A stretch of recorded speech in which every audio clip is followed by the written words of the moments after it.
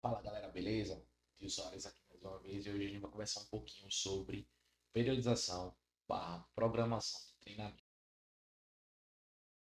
Então a gente vai discutir um pouquinho como é que normalmente se organiza um programa de treinamento, pensando numa competição ou pensando apenas na melhora de algum aspecto específico da performance, tá? Então, a periodização de treinamento são as estratégias utilizadas para que a pessoa consiga melhorar a sua performance. Então, a gente vai estar no estado de realização baixo e após um período de treinamento com a organização apropriada dos estímulos, e aí você vai ter N estratégias para fazer isso, a sua performance ela tende a aumentar. Né? Então a gente está vendo aqui, por exemplo, um aumento de aspectos que vão fazer com que a pessoa possa performar melhor dentro de um espaço de tempo.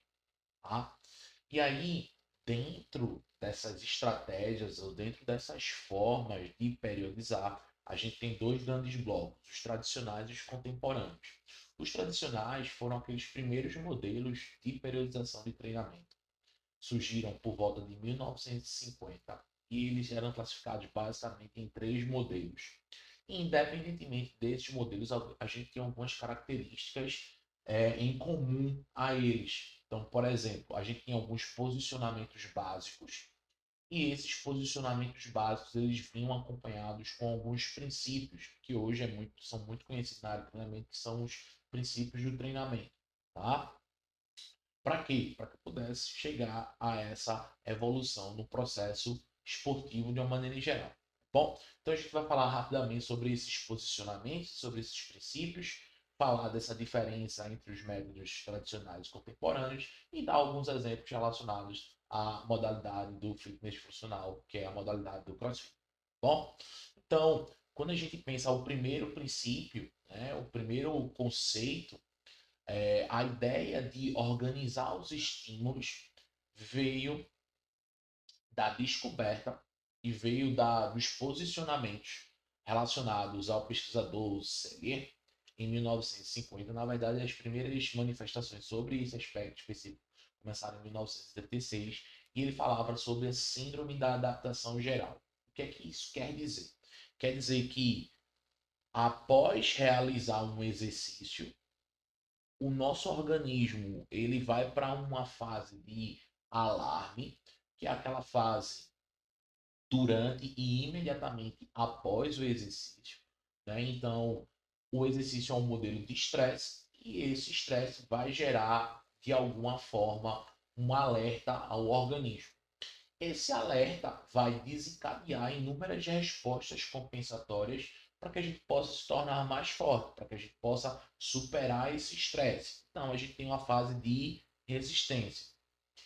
Se o meu organismo não conseguir manter-se nessa fase de resistência, ou se os estímulos, né, o estresse gerado por exercício ou por outras coisas, continua sendo elevado e mantido, o que é que vai acontecer? É que o meu organismo ele não vai conseguir se manter e ele vai para uma fase de exaustão. Tá? Então, a gente tem um comportamento que é de estímulo, decréscimo, aumento e decréscimo, a depender da relação.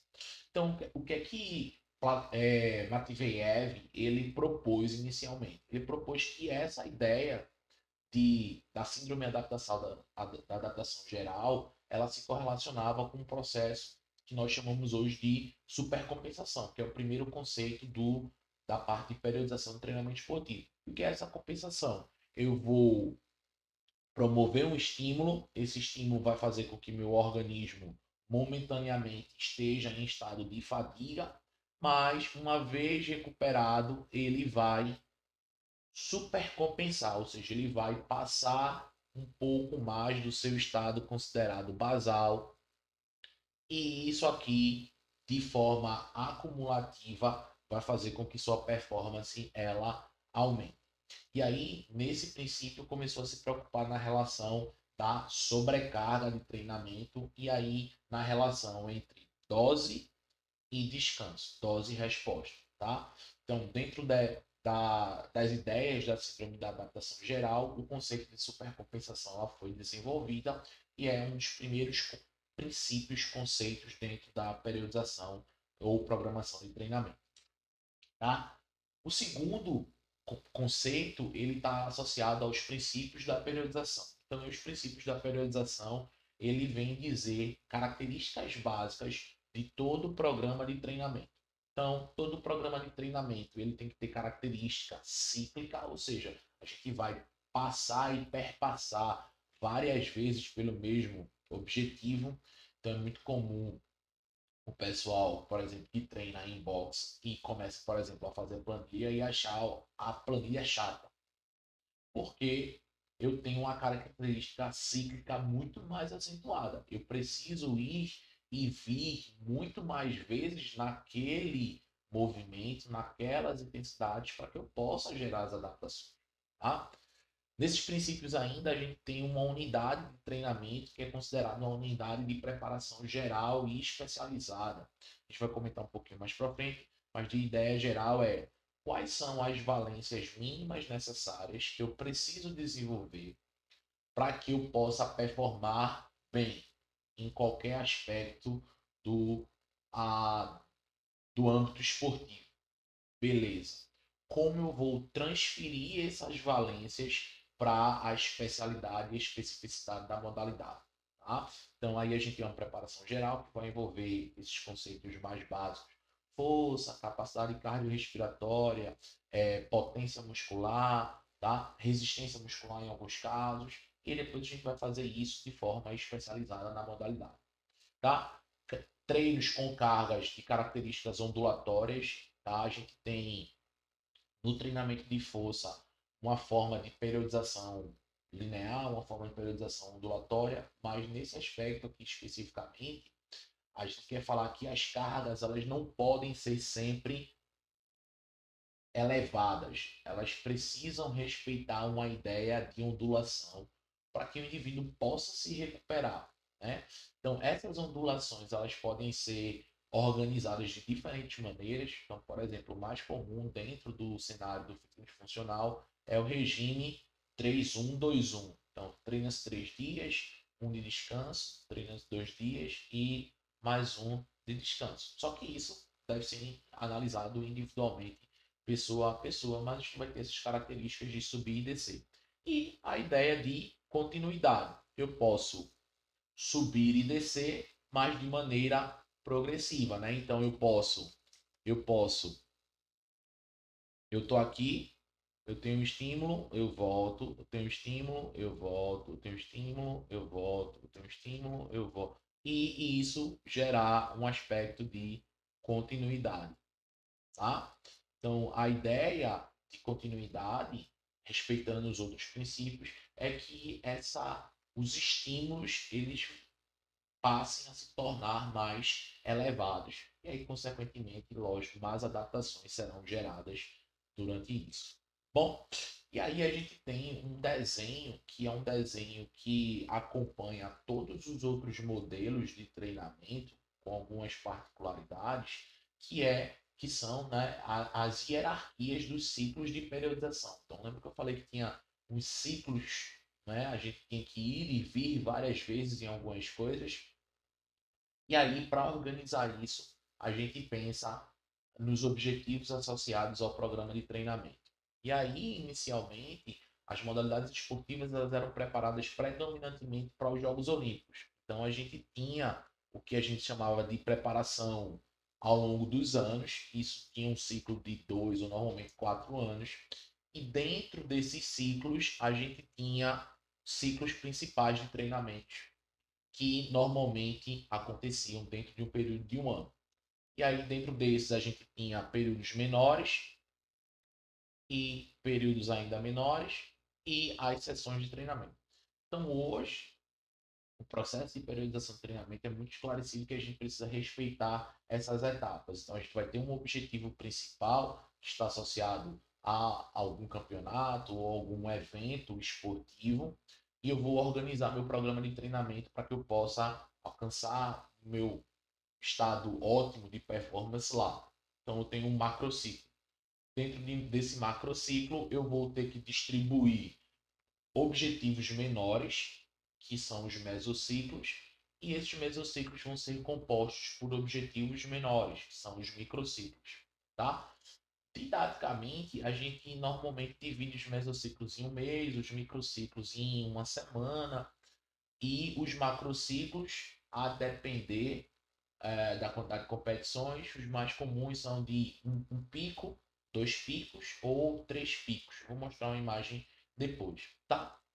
Mas é basicamente essa ideia se perpassa para todos os métodos, ou para quase todos os métodos de treinamento, tá bom? E aí a gente tem a variação anual do ciclo, que é justamente isso. Quantas vezes eu vou me organizar para alcançar o ápice da minha performance?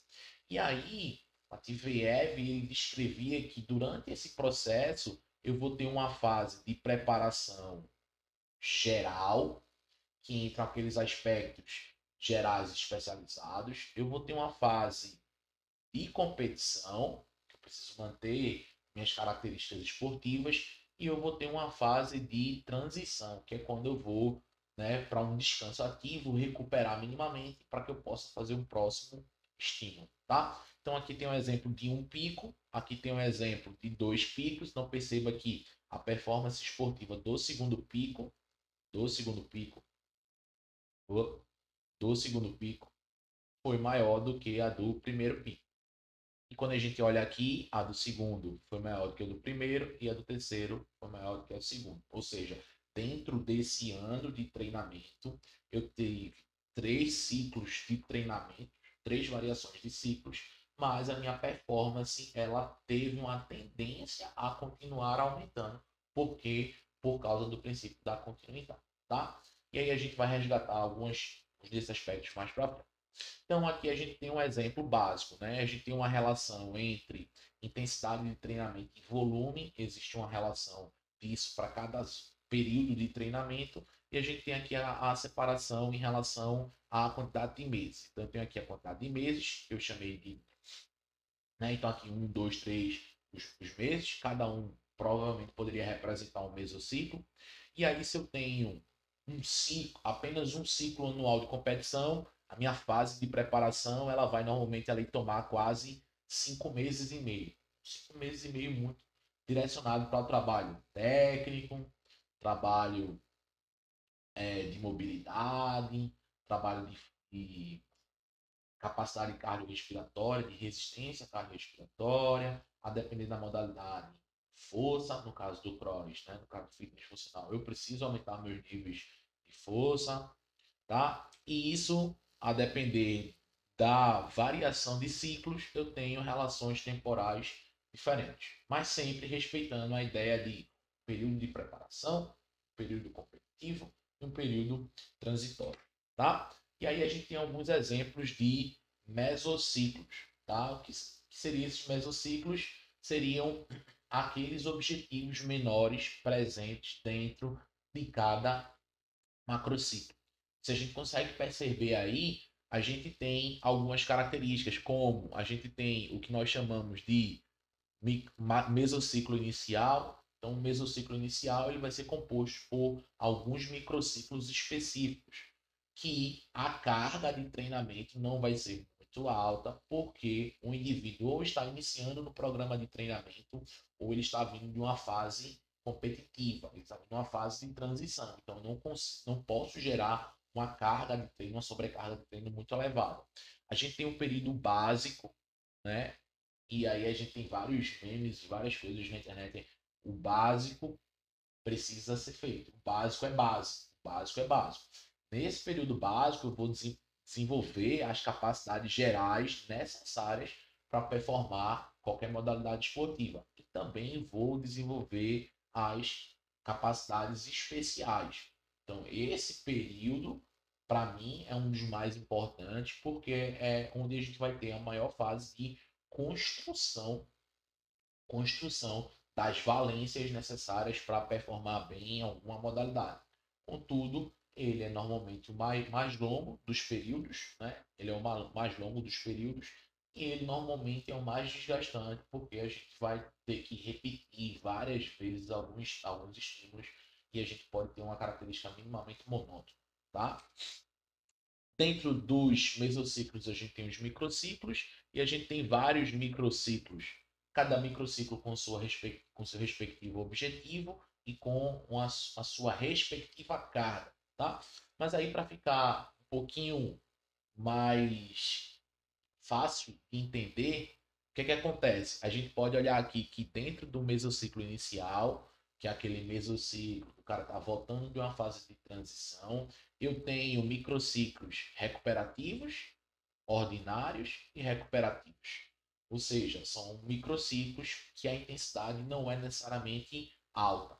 Quando eu estou naquela fase de desenvolvimento básica, o que é que vai acontecer? Eu tenho microciclos com intensidade bem elevada, que são os microciclos de choque.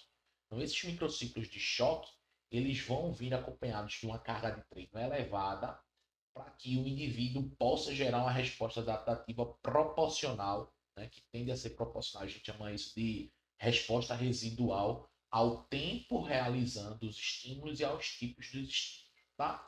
E aí, lógico, a gente não vai discutir tudo aqui, mas para cada período de treinamento, para cada mesociclo, a gente tem características específicas nas distribuições de carga, tá? E aí no pré-competitivo barra competitivo, a gente tá lá próximo a alcançar o ápice, hoje está no o ápice da nossa performance. E aí algumas limitações, né, como eu falei, começaram a ficar em evidência nesse modelo de treinamento, nos modelos de treinamento tradicional, e aí elas envolviam a seguinte correlação. Primeiro, o fator associado era o entendimento relacionado ao suprimento energético.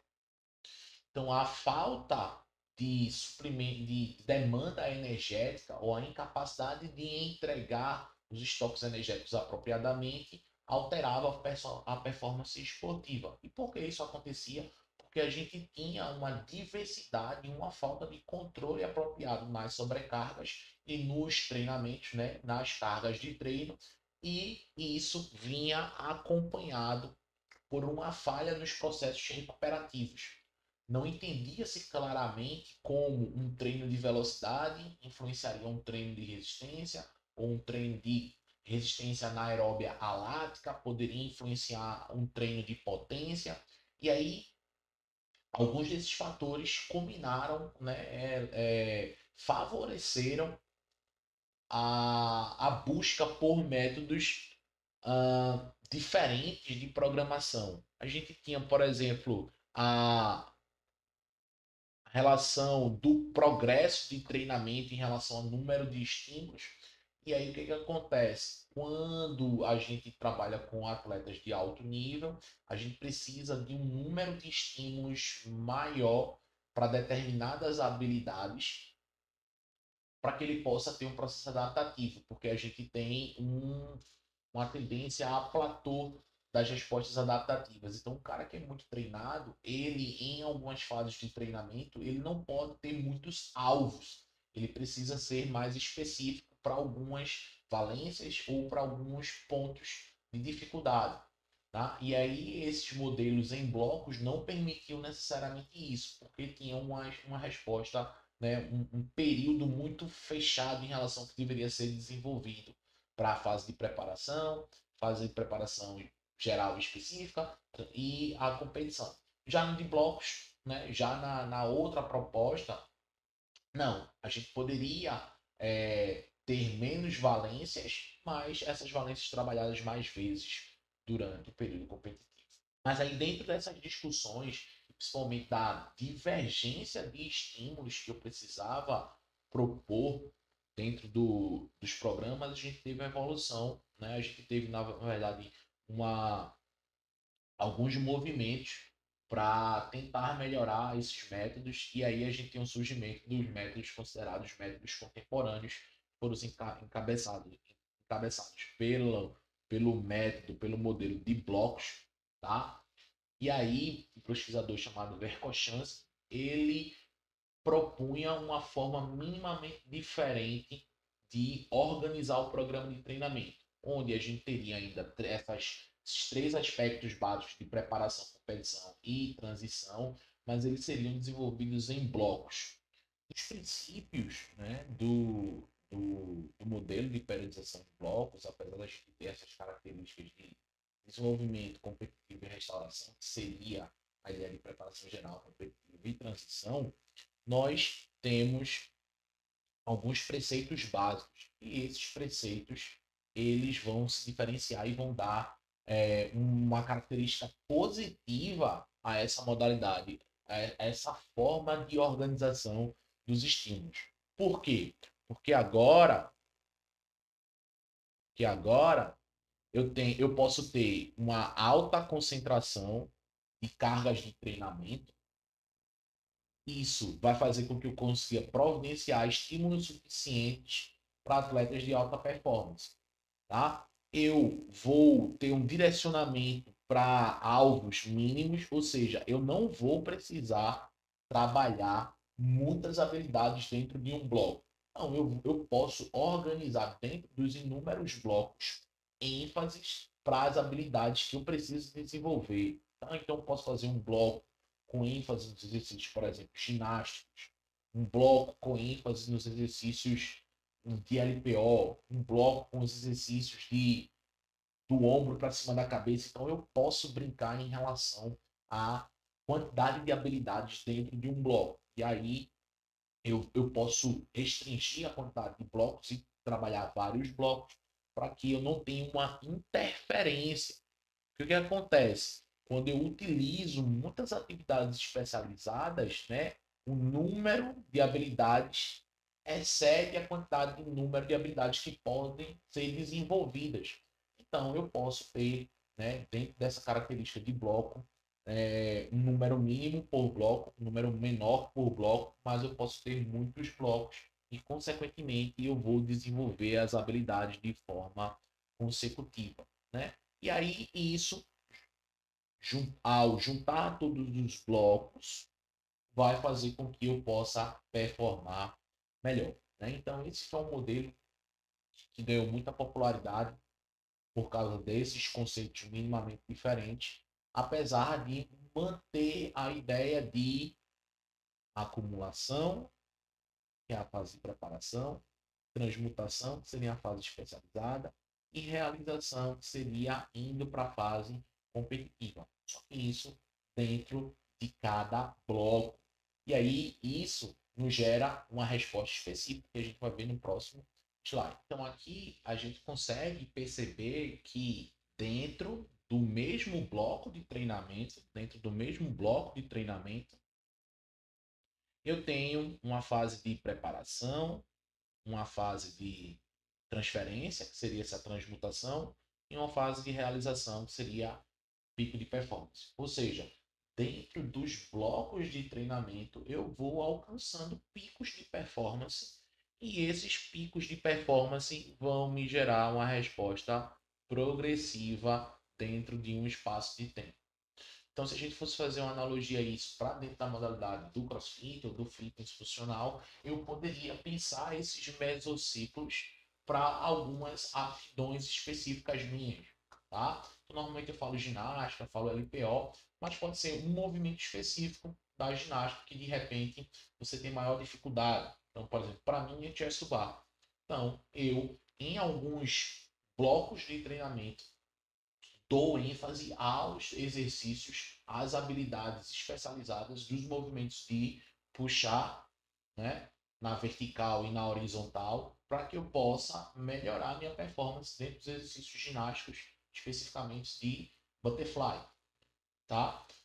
Eu tenho muita dificuldade em relação às características de encaixe da barra acima da cabeça. Então eu posso ter um bloco de treinamento especificamente onde muitos dos processos de transmutação, processos básicos de transmutação, sejam para essas valências associadas de shoulder to overhead, movimento de net, drop balance e assim sucessivamente, que eu vou precisar fazer esse encaixe acima da cabeça, tá? Então, lógico, aí vai depender de como você, né, se você estiver montando, ou o responsável pelos programas de treinamento onde você treina, pensar quais valências e qual a combinação de habilidades podem ser desenvolvidas dentro de cada bloco.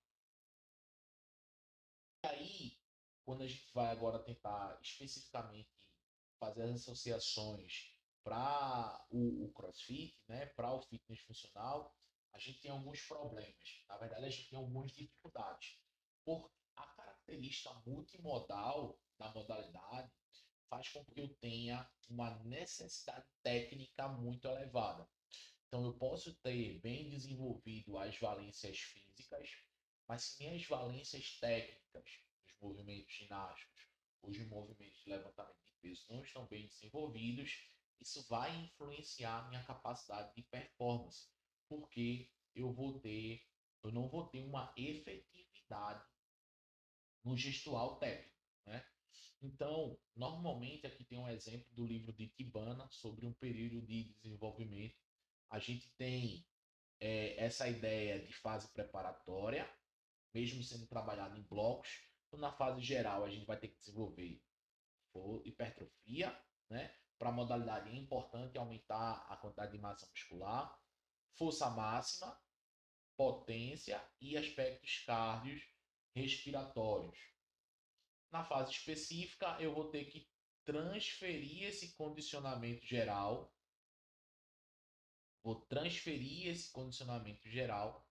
e aí eu vou aumentar o meu volume para o meu condicionamento metabólico.